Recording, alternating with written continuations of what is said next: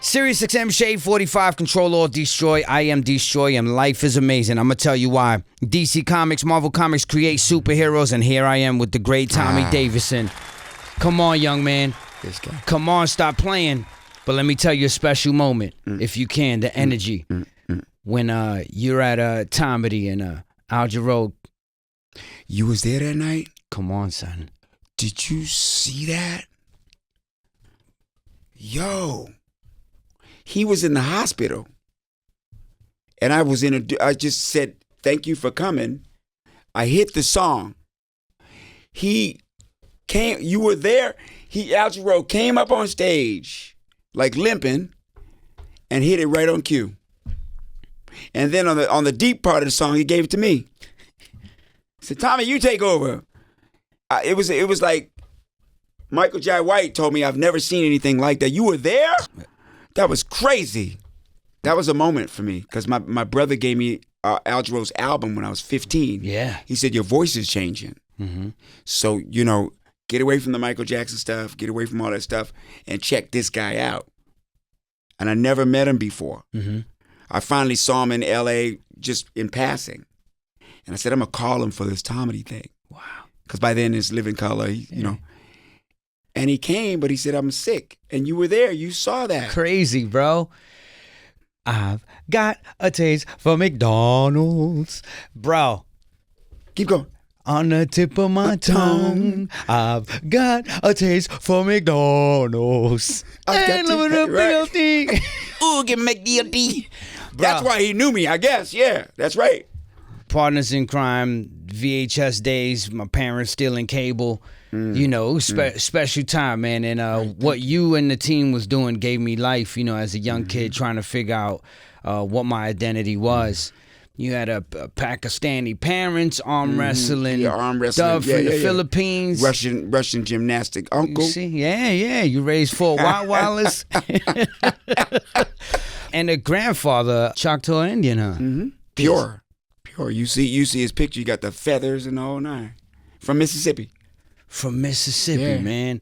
Howard, your homie Howard, he connected you with the strip clubs. You still, how's it? I haven't talked to Howard. Howard spent some time homeless and stuff. Yeah, hard times. I've been covering him for years. Look at this. You know what I mean? Covering him for years, like my mother before she died. Yeah. She said, "You look out for Howard." Yeah. Howard. She used to invite. Howard had 10 brothers and sisters. And unprotected sex, huh? Hey, let me tell you. But it was he lived in the worst building. They used to eat in shifts, dude. Oof. The young kids got to eat first. Yeah. And the middle ones, and then the older ones ate with the parents. Yeah. Right? And it was the stuff I had to see over there. His father used to. Yeah, it was a hard life. Hard life out there. Bleeding naked, crawling down the hall. Wow.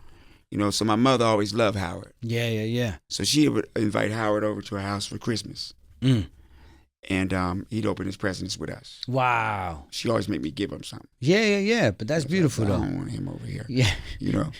And one Christmas I got 2 watches. And he had opened his little paper bag. He would have a paper bag and a bow on it. And he got those little plastic green army men and an orange. Yeah. For Christmas. Classic. And my mother said, give him one of your watches. And I was like, I ain't giving him one of my damn. I didn't say that because she'd have killed me. I said, why? She said, because your grandparents gave you one and I gave you one. Now give him the one that you keep the one you want and give him the other one. She was like that. Mm-hmm. And I gave it to him. Wow. And I was mad. Like, man, why? Years later, when he made me go to a comedy club, and the only club he can find was, he worked at a strip club, a bad, nasty strip club. Yeah. He worked there cleaning up. So he convinced the manager to put him on stage. Yeah. And so I came down there finally. He would come to my house, man, and be at the door and, come on, man, you got to do this.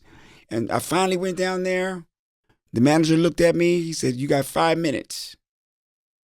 And I looked at Howard. I said, what do you want me to do? He said, I don't care what you do, man. Just say something on that mic. And from the first thing I said, people laughed. Let's go, man. And I didn't stop. It was already there. You know what I mean? So my mom was showing me something. Yeah. You know, you give to get, and you get to give. Oh my gosh. Mm-hmm. How long you had that Nissan Sentra that took you to Cali, man? Yeah. Sheesh. You're probably the first person to make that trip in a Nissan Sentra. I kind of bumped it up a little bit too. Come it wasn't on, mine. man. It was my manager's. You know, I'm telling you, I was so happy. I was working at a deli on Christmas Eve. You know, Christmas Day is coming. I've been working all night. You know, catering. And I'm driving home, man, and bam! I done bent the bumper of this boy's car, but he let me use it on. Yeah. You know, but that was my man. We lived together. Things blew up. Nice. Eventually. Yeah. We stuck together. You know what I mean? And we were able to split the atom there. Yeah. We were able to break into Hollywood, but it wasn't easy at all. It definitely wasn't, man. Here you go. This is such a ride for you. Bro, how you become a Vikings fan, son? Yeah, but how you hear that? I got mad, right? I got mad. How you hear that? No, I might have, because I'm a Buffalo Bills fan from when I was a little kid. We have something in common then. Yeah, we go through all the shit. Come on but we now. Stay. I ain't going nowhere. Yeah. I'm loyal. Come on, man. They won all the time when I was a kid. Yeah. You know how long I loved the Vikings? I loved them so long. I loved them when they had all white running backs. Yeah, you've been in the trenches. Do you know how long that was ago? It was Ed Marinero and I forgot the other one's name. But we finally got Chuck Foreman from Miami. Yeah. So I'm really fired up. You win. Yeah. So it started back then. Yeah. And I grew up in D.C., so I should have been a Redskin fan, but they was one winning like us. Yeah. And then what happened, though? So, like, you was all into sports, and then 14, you go away, come back, all your friends are bigger than you now? Yeah. I was playing football. Yeah. I played basketball. I was pretty good point guard. I was pretty good DB.